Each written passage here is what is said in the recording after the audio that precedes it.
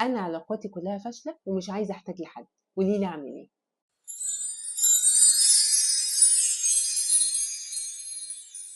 خليني ابسط لك الموضوع اننا اديلك مثال بسيط.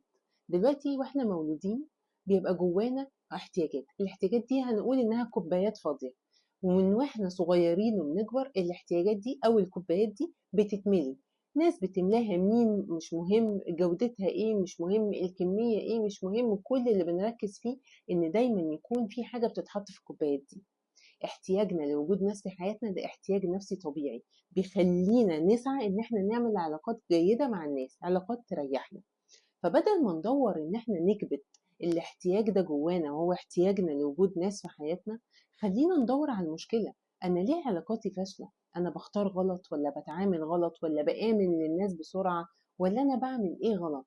طب الناحية التانية، الناس ممكن تكون بتعاملني وحش ليه؟ انا بديهم علامات ايه تقول ان هم يعاملوني وحش، او ان هم ما يكونوش مريحين ليا في العلاقات؟